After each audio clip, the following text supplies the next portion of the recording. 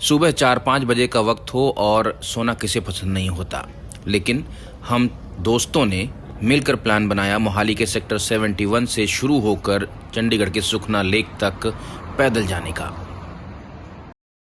यह है मोहाली के 7 फेज का चौक, जिसे चावला चौक भी कहा जाता है, और इसके अगले चौक के बाद चंडीगढ़ शुरू हो जाता है।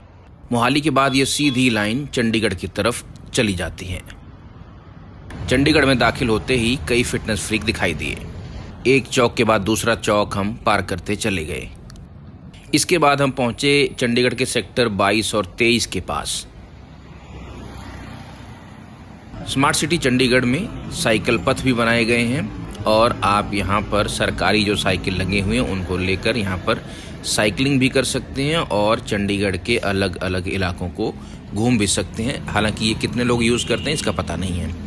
हमारा मन था बीच में रुककर चाय वाय पीकर फिर आगे बढ़ा जाए, लेकिन हमने फैसला किया चलते रहने का। रास्ते में चंडीगढ़ का मैप भी आया, जिसे बहुत कम लोग शायद समझते होंगे क्योंकि ये थोड़ा सा कंफ्यूजिंग है। और रास्ते में ही हमें दिखा किसान भवन, सेक्टर 35 किसान भवन, और ये चौक भी हम पार करके आगे की तरफ निकल चुके।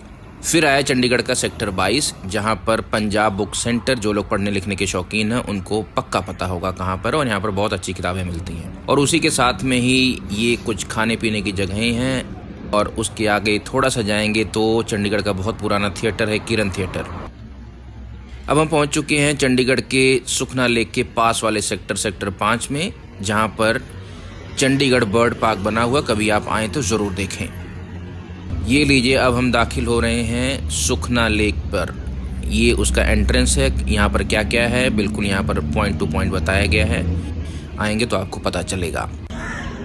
लीजिए, ये है कुदरत की खूबसूरत तस्वीर, सुखना लेक की तस्वीर।